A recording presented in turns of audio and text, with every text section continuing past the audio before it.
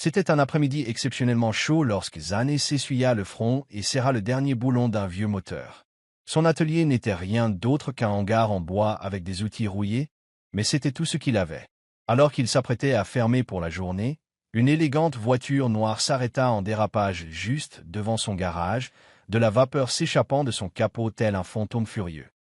Une femme sortit, qui semblait ne pas avoir sa place dans un endroit pareil. Talons hauts, lunettes de créateur et une attitude qui laissait présager des ennuis. « Excusez-moi, pouvez-vous m'aider » demanda-t-elle, la frustration perceptible dans sa voix. Zane hocha la tête et s'essuya les mains graisseuses avec un chiffon en s'approchant. Elle se présenta comme étant Bella, le regardant à peine tandis qu'elle consultait son téléphone. Le moteur venait de s'arrêter. « J'ai un rendez-vous très important. » Zane ouvrit le capot et remarqua immédiatement le problème. Une courroie cassée et un radiateur qui fuyait. Ce n'était pas une solution miracle, et son expression immaculée s'effaça lorsqu'il le lui annonça. « Je peux essayer de réparer ça temporairement, mais ça ne te mènera pas loin, » dit-il. Elle leva les yeux au ciel, marmonnant que les mécaniciens étaient tous pareils. Pourtant, elle n'avait pas le choix. Il se mit immédiatement au travail, et ce faisant, il la remarqua taper du pied avec impatience, visiblement mal à l'aise dans cet environnement sale. Zane surit inner Yermit. Les riches étaient toujours pressés, mais la vie avait ses propres règles. Zane travaillait sous la chaleur, le visage ruisselant de sueur, tandis que Bella l'observait depuis l'ombre de la portière de sa voiture. Elle regardait sa montre sans cesse, soupirant bruyamment, mais quelque chose dans son impatience l'amusait. Si soupirer pouvait régler le problème, tu serais déjà parti depuis longtemps, plaisanta-t-il sans lever les yeux. Elle sourit, visiblement peu habituée à ce qu'on lui parle ainsi. Il réussit finalement à trouver une solution rapide, suffisante pour la conduire à la ville voisine où un bon mécanicien aurait peut-être de meilleures pièces. « Conduis lentement et ne coupe pas le moteur » lui prévint-il en lui tendant une serviette en papier pour se nettoyer les mains. Elle hésita avant de la prendre. « Merci. Je suppose, » dit-elle en montant dans sa voiture sans proposer de payer. Zane hocha simplement la tête et fit un signe de la main, en s'éloignant à toute vitesse sur la route poussiéreuse. Mais juste au moment où elle disparaissait au coin de la rue, Zane remarqua quelque chose par terre. C'était son téléphone, élégant, cher et illuminé de messages non lus. Il le prit et soupira. « On dirait que je te reverrai bientôt » murmura-t-il en se retournant vers son cabanon, inconscient de l'ampleur du bouleversement que ce moment allait opérer dans sa vie. Le lendemain, alors que Zane rouvrait son atelier, Bella fit irruption, l'air glacial. « Tu as mon téléphone » aboya-t-elle. Zane cligna des yeux et le sortit de sa boîte à outils. « Tu l'as laissé tomber » dit-il calmement. « Tu aurais pu appeler quelqu'un pour venir le chercher. » Elle avait l'air de vouloir protester, mais ne l'a pas fait. Elle prit le téléphone et marqua une pause, son regard s'adoucissant légèrement. « Je ne pouvais appeler personne. Mes contacts étaient tous connectés, » avoua-t-elle, presque honteuse. Zane haussa un sourcil, surpris.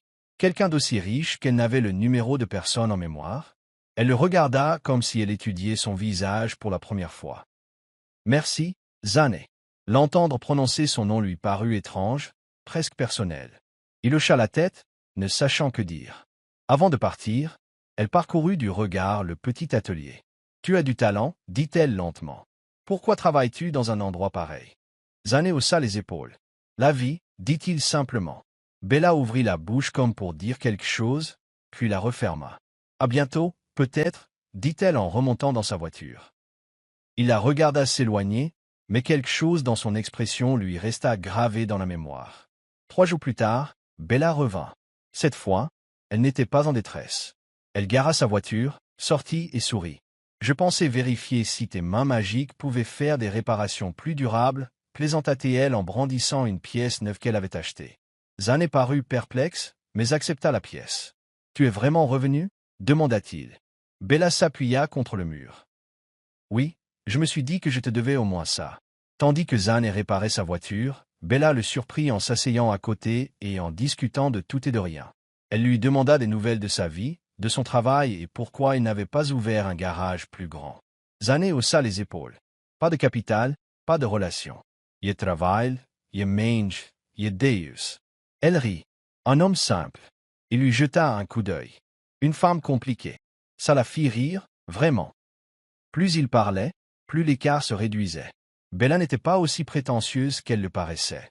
Et Zane n'était pas qu'un piètre mécanicien. Il avait des rêves, des cicatrices cachées et une fierté discrète. Quand il eut fini, elle n'était pas prête à partir. Elle s'attarda, fixant la voiture comme si elle n'avait plus aucun intérêt. « Un café » demanda-t-elle. Zane cligna des yeux. « Tu m'invites à sortir ? Ne gâche pas tout, » dit-elle avec un sourire narquois. Zane et Bella étaient assis dans un petit café en bord de route, sirotant un café bon marché sous un toit en plastique. Bella se tortillait sur la chaise en plastique dur, peu habituée à ce manque de luxe. Zane le remarqua. « Tu peux toujours partir, tu sais, » la taquina-t-il. Bella rit. « Et regretter le frisson d'être dans ton monde ? Jamais. » Son sarcasme était enjoué, mais Zane sentait sa curiosité. Au fil de leur conversation, Bella s'ouvrit davantage. Elle n'était pas seulement riche, elle subissait aussi de la pression. Sa famille attendait la perfection, son fiancé était plutôt un associé, et sa vie était toute tracée. Zane écoutait sans juger, ce qui la surprit. « On ne dit pas grand-chose, » dit-elle. « J'ai appris qu'il n'est pas nécessaire de parler beaucoup pour se faire entendre, » répondit-il, les yeux rivés sur les siens. Ce soir-là, alors qu'il la raccompagnait à sa voiture, il y eut un silence gêné. Elle lui sourit, et un silence passa entre eux. « Merci de votre écoute, » dit-elle doucement. « À tout moment, » répondit-il. Tandis que sa voiture s'éloignait, Zane resta là un moment, à contempler la route déserte, ressentant quelque chose qu'il n'avait pas ressenti depuis longtemps, l'espoir. Alors que les choses semblaient changer entre eux, la réalité les frappa violemment. Le lendemain, une voiture noire rutilante s'arrêta devant l'atelier de Zane, et un homme élégamment vêtu en sortit, le regard plein de colère. « Tu es Zane » demanda-t-il en s'approchant comme un prédateur. Zane s'essuya les mains et hocha la tête. « Qui demande ça ?» L'homme ricana. « Je suis Marco, le fiancé de Bella. » Marco n'a pas perdu de temps à accuser Zane de chasser quelqu'un de sa catégorie. Zane a gardé son sang-froid, mais l'insulte l'a blessé. Bella est arrivée quelques minutes plus tard, visiblement furieuse contre Marco. « Que fais-tu ici » demanda-t-elle. Marco la fusilla du regard. « Tu protèges ce qui m'appartient. » Bella se tourna vers Zane. « Je suis désolée, » murmura-t-elle. Mais le mal était fait, Marco avait semé le chaos. Après la confrontation, Zane retourna discrètement au travail, faisant comme si de rien n'était. Mais intérieurement, il se sentait ridicule. Il était un piètre mécanicien, elle était fiancée à un homme puissant et riche. À quoi pensait-il? L'amour, se rappela-t-il amèrement, ne payait pas de loyer. Après la visite enflammée de Marco, Bella ne revint pas pendant des jours. Zane vaquait à ses occupations en silence, réparant des moteurs et réglant des freins, mais il n'y pensait pas. Il répétait sans cesse les paroles de Marco. Chasser quelqu'un hors de sa portée. Peut-être avait-il raison. Peut-être que Bella cherchait juste à se détendre et qu'elle retournerait dans son monde radieux sans hésiter. Mais Bella aussi se sentait déchirée.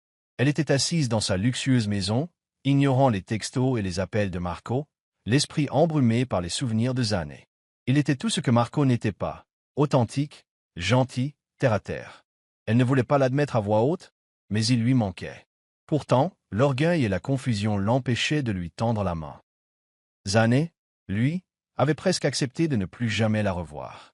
Jusqu'à ce qu'un soir, alors que le soleil disparaissait à l'horizon, elle réapparaisse, sans vêtements chics cette fois, juste un jean et un sweat à capuche. « Tu ne pensais tout de même pas que je me laisserais effrayer par Marco, si » demanda-t-il.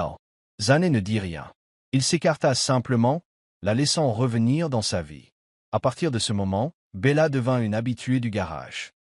Elle apportait son déjeuner, s'asseyait avec Zane pendant ses pauses et parfois le regardait simplement travailler. Ils ne parlaient pas beaucoup de Marco ni de la confrontation.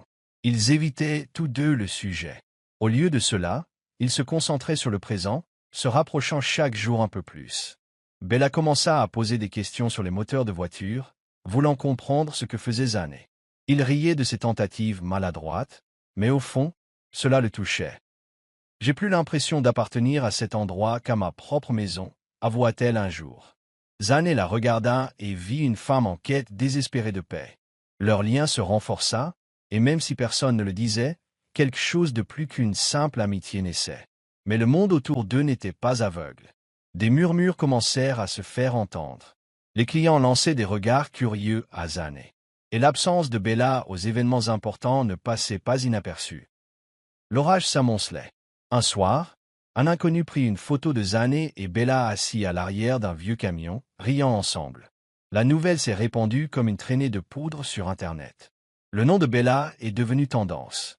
Sa famille était furieuse et Marco était furieux. La publication était sous-titrée. Une héritière abandonne son fiancé milliardaire pour un mécanicien fauché. Le chaos s'ensuivit. Bella fut convoquée à la maison par son père, qui ne l'attendit même pas. « Tu fais honte à cette famille » hurla-t-il. « Tu gâches ton avenir pour un mécanicien. » Bella resta ferme. « Il me respecte. » C'est plus que Marco n'en a jamais respecté.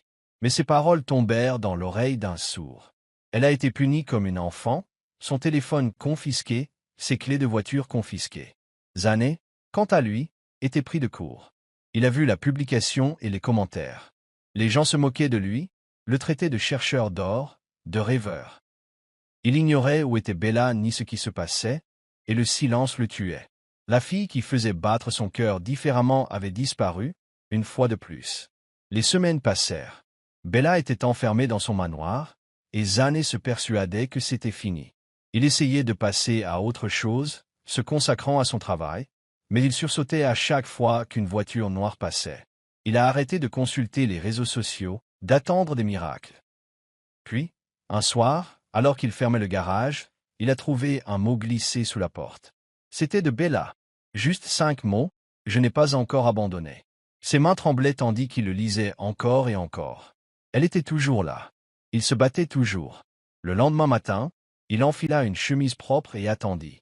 Personne ne vint, ni ce jour-là, ni le lendemain. Mais le mot lui apportait quelque chose dont il avait désespérément besoin, l'espoir. Il le garda plié dans sa poche, contre sa poitrine, comme une promesse silencieuse. Bella n'en pouvait plus. Une nuit, alors que ses parents dormaient, elle s'est éclipsée avec rien d'autre qu'un sac à dos et le cœur en feu. Sans voiture, elle a marché des kilomètres, évitant l'attention, se fondant dans la nuit. Lorsqu'elle arriva enfin au garage de Zane, l'aube était presque levée. Elle frappa faiblement, et lorsque Zane ouvrit la porte et la vit, aucun des deux ne dit un mot. Il la prit simplement dans ses bras.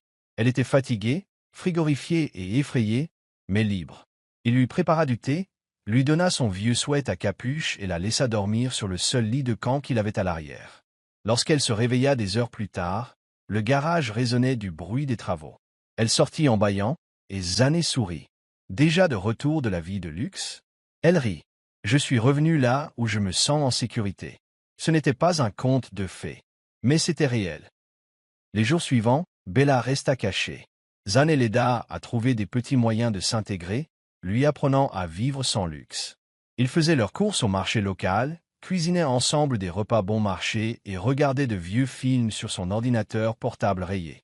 C'était étrange, mais étrangement beau. Mais le monde ne l'oublia pas si facilement.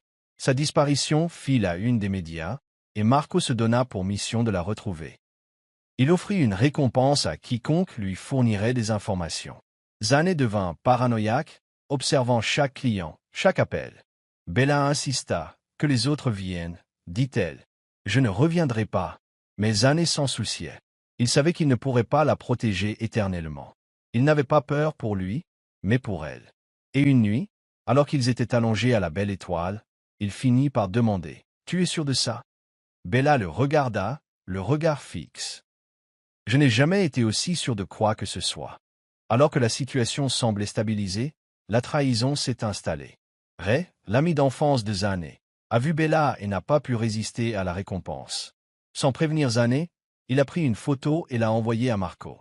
En quelques heures, des SUV noirs furent aperçus près du garage. Zane sentit que quelque chose n'allait pas. Ray arriva le lendemain matin, se comportant normalement. Mais Zane remarqua qu'il regardait trop par-dessus son épaule. « Qu'est-ce que tu as fait ?» demanda Zane. Ray se ficha. « J'avais besoin d'argent, mec. Je ne pensais pas qu'ils agiraient si vite. » Le cœur de Zane se serra. Il attrapa la main de Bella et courut. Ils s'en sont sortis de justesse. Bella pleurait à l'arrière du camion de Zane tandis qu'il filait à toute vitesse sur des routes inconnues. « Je te faisais confiance. » murmura-t-elle, le cœur brisé. Zane ne répondit pas. Ses yeux étaient fixés sur la route. Il n'y avait plus de retour en arrière possible. Ils se sont retrouvés dans une maison abandonnée appartenant à l'oncle de Zane. C'était poussiéreux, sombre, mais hors réseau. Il n'y avait ni électricité, ni eau, juste un abri. Zane travailla des heures durant pour rendre la maison habitable. Bella l'aida, prouvant qu'elle n'était pas une simple héritière sans défense. Ils s'installèrent à la lueur des bougies et sous de vieilles couvertures. Zane apprit à Bella comment faire du feu, et elle le surprit par sa rapidité d'apprentissage. « Je ne suis pas inutile », plaisanta-t-elle. Il sourit. « Tu es plein de surprises. » Ils se sont rapprochés dans cet endroit, coincés, mais ensemble. Une nuit, à la lueur vacillante des bougies, ils se sont embrassés. Ce n'était ni parfait ni sophistiqué, mais c'était sincère.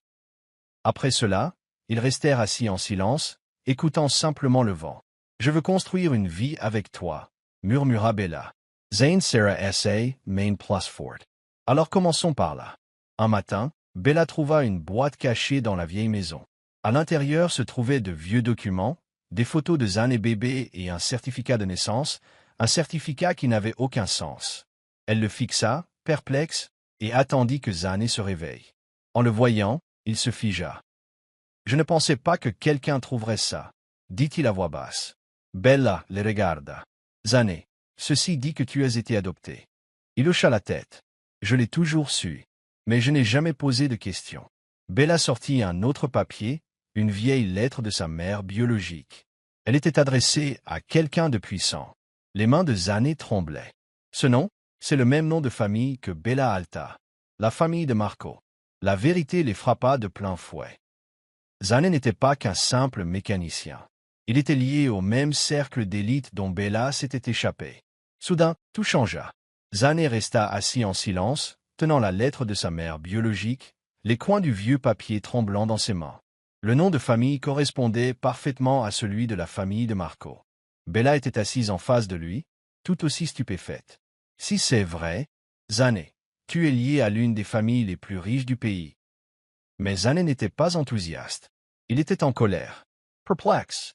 Il n'avait jamais voulu de lien avec ce monde. Il aimait sa vie simple, son garage, sa tranquillité. Mais cela changea tout. Pourquoi m'abandonnerait-il et garderait-il Marco? Murmura-t-il. Bella hésita. Peut-être qu'il ne le savait pas, ou peut-être qu'ils avaient choisi. Cette possibilité était celle qui les blessait le plus. Ils décidèrent de garder ça pour eux, du moins pour l'instant. Zane avait besoin de temps pour digérer la situation. Bella avait besoin de temps pour comprendre ce que tout cela signifiait.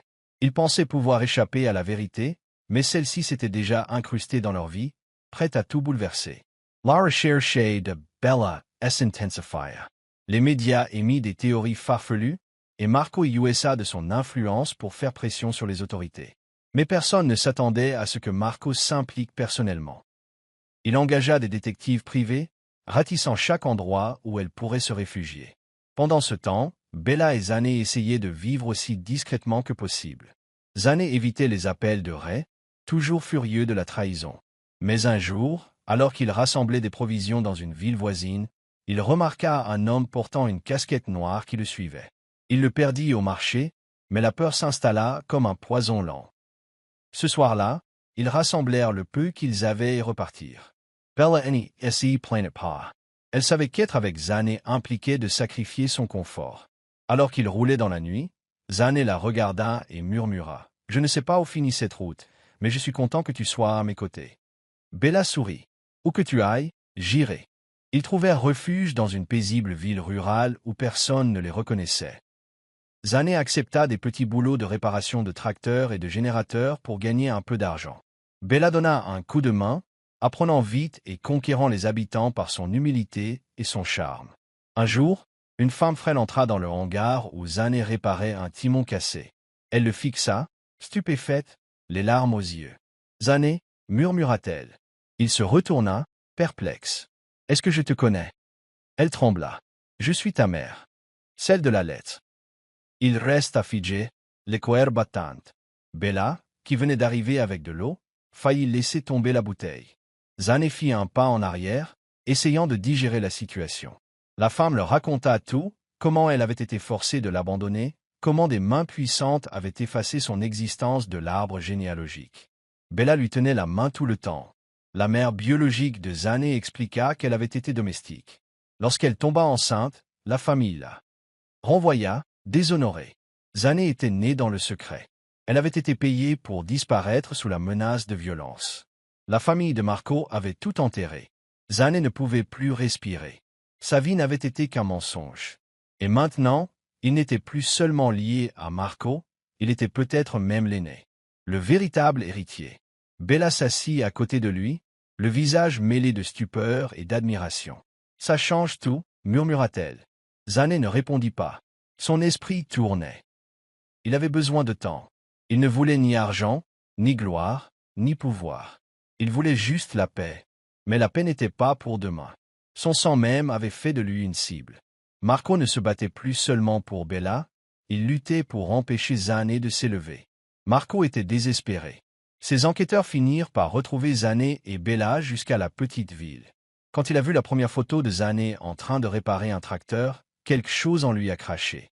« Il se moque de moi » a craché Marco. « Il croit pouvoir me voler ma fiancée et mon héritage. » Il a lancé un plan, plus sombre que tout ce qu'il avait connu jusqu'alors.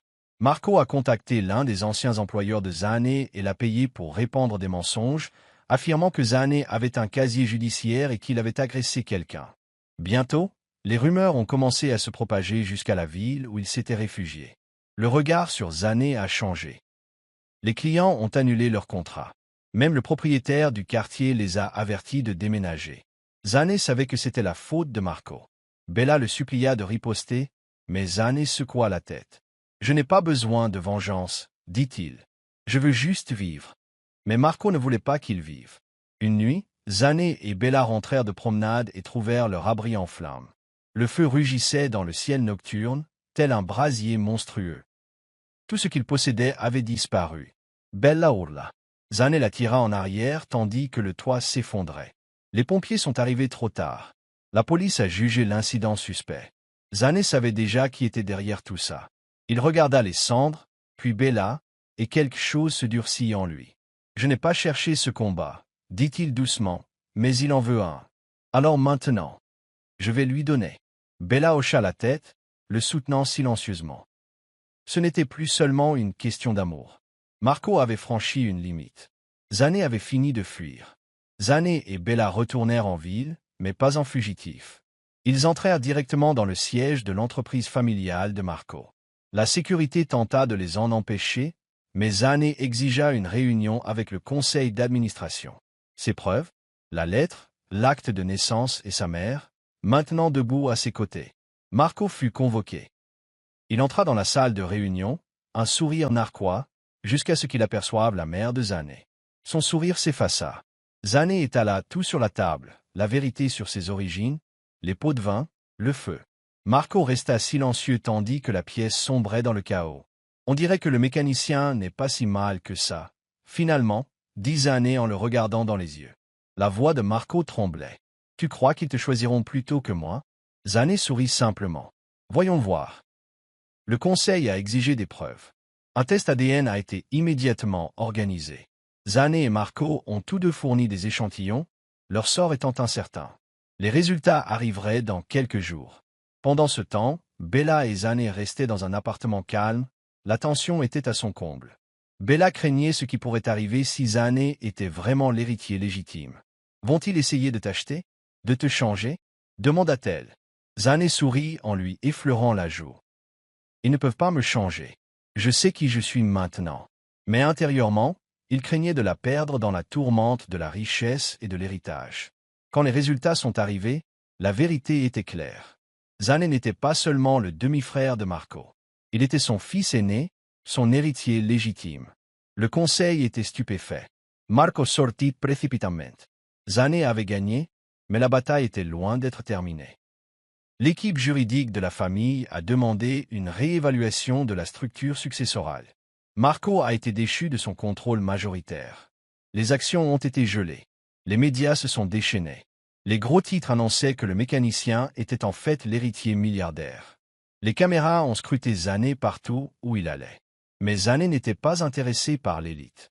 Il déclina toutes les offres et refusa de siéger au conseil d'administration. « Je veux juste ce qui m'appartient. » dit-il.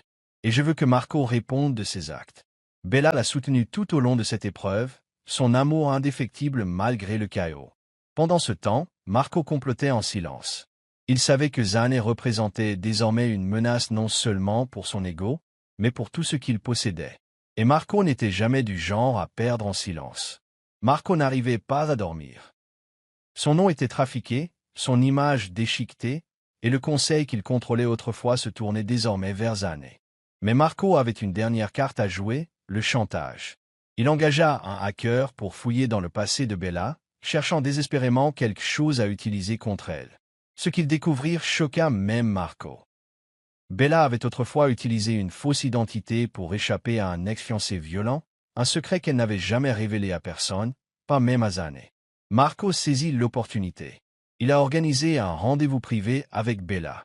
Lorsqu'elle est arrivée, il lui a laissé le dossier avec un sourire malicieux. « Si tu ne quittes pas Zane et ne disparais pas à jamais, je divulguerai ça à tous les médias et vous détruirez tous les deux. » A-t-il ricané. Les mains de Bella tremblaient. Elle savait que le monde déformerait son histoire et la dépeindrait comme une menteuse. « Tu n'oserais pas, murmura-t-elle. Mais le silence de Marco indiquait qu'il l'avait déjà fait. Cette nuit-là, Bella ne retourna pas à l'appartement. Zane attendit le matin, arpentant la pièce, appelant, cherchant. Puis il trouva une lettre. Elle était écrite de sa main tremblante et tachée de larmes. « Je dois y aller. Ne me cherchez pas, c'est pour votre bien. » Zane sillonnait les rues, interrogeant tout le monde. Personne ne l'avait vue. C'était comme si elle avait disparu. Le cœur brisé et furieux, Zane alla affronter Marco. « Où est-elle » grogna-t-il. Marco se renversa en arrière, l'air satisfait. « Despero » comme elle aurait dû l'être dès le début. Mais Marco ignorait que Zane avait déjà vu le dossier laissé par Bella. Le chantage, les menaces, la vérité. Et maintenant, Zane ne se retenait plus. « Tu veux la guerre » dit-il. « Tu viens d'en avoir une. » Zane prit contact avec quelqu'un du passé de Marco, un ancien associé qui avait été brûlé vif et trahi par lui. Cet homme attendait une bonne raison pour faire tomber Marco. Avec son aide, Zane a découvert des délits financiers, des transactions foncières illégales et des signatures falsifiées liées à Marco. Fort de ces preuves, Zane a lancé une offensive judiciaire de grande envergure. Il engagea les meilleurs enquêteurs, avocats et agents de sécurité privée. L'empire de Marco commença à vaciller. Les investisseurs se retirèrent. Les nouvelles éclataient quotidiennement. Les médias commençaient à remettre en question tout ce qui concernait Marco. Mais Zane n'y prêtait aucune attention s'il ne retrouvait pas Bella. Il a engagé sa propre équipe de recherche. Elle a peur, leur a-t-il dit. Mais elle n'est pas seule. Je la retrouverai. Peu importe le temps que cela prendra. Bella s'était réfugiée dans un village côtier et travaillait dans un petit restaurant sous un nouveau nom. Elle regardait les informations tous les jours, les larmes coulant sur ses joues à chaque apparition de Zane. Il lui manquait terriblement, mais elle était convaincue de n'avoir pas le choix. Elle pensait que sa présence ruinerait son avenir. Un soir, alors qu'elle se promenait sur la rive, elle aperçut un homme de son passé. C'était l'espion de Marco. Il ne l'avait pas encore suivi, se contentant de l'observer de loin. Cela signifiait que Marco désirait toujours son silence. Elle se sentait à nouveau piégée. Mais soudain, une voiture familière entra dans le village. Une grande silhouette sortit, scrutant la rue. Bella s'effigea. Zane, il la trouva. Quand leurs regards se croisèrent, elle courut dans ses bras en pleurant. « Je suis désolée, sanglota-t-elle. Je voulais juste te protéger. » Zane la serra plus fort. « Je n'ai pas besoin de protection. J'ai besoin de toi. » Bella étant de retour, Zane avança avec précision. L'affaire judiciaire contre Marco explosa. Bella a courageusement témoigné, dénonçant le chantage et la manipulation de Marco. Elle s'est dressée fièrement devant les caméras et le tribunal. Le monde la voyait désormais non plus comme une fugueuse, mais comme une femme qui avait survécu à tout cela. Marco a été arrêté pour de multiples chefs d'accusation, fraude, chantage, tentative d'incendie criminel.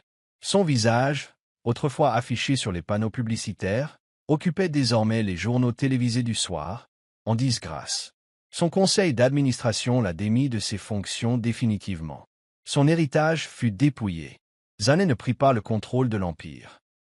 Au lieu de cela, Il vendit aux enchères tous les biens ayant appartenu à Marco et fit don de tous les biens pour reconstruire de petits ateliers et garages pour les mécaniciens en difficulté, comme il était autrefois.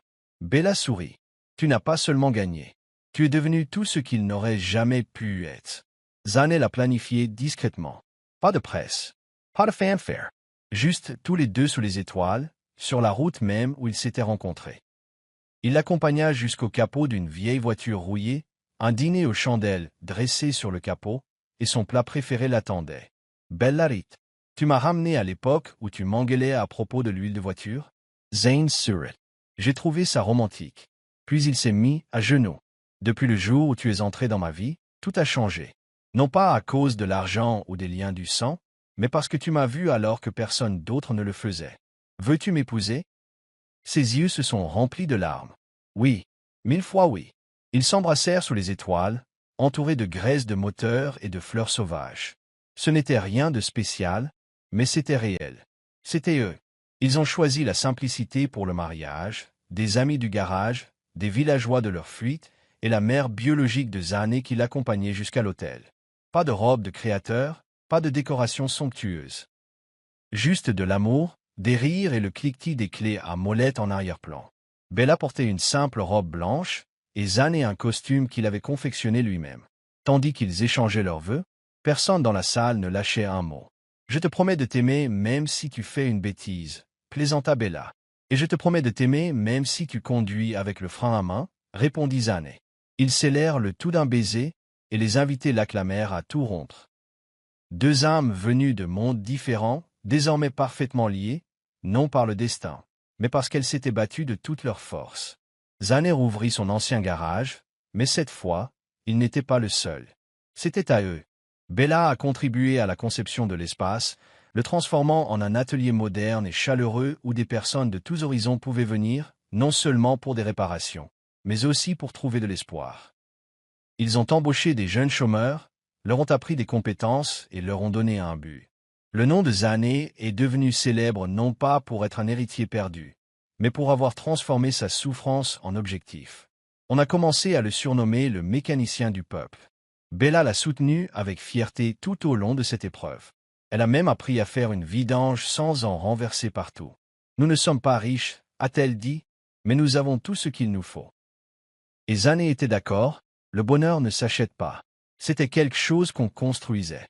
Les années passèrent paisiblement, jusqu'à ce qu'un matin, Bella reçoive une lettre.